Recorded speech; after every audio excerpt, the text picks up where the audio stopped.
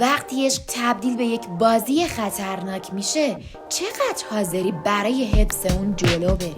آب عمیق داستان زوجی به نام ویک و ملیندا هست، زوجی که زندگیشون پر از رمز و رازه. ملیندا عاشق بازیای پرخطره و ویک که همه چی رو زیر نظر داره نمیتونه هیچ چیزی نادیده بگیره، اما به جای روبرو شدن وارد بازی میشه که سرنوشت همه رو تغییر میده.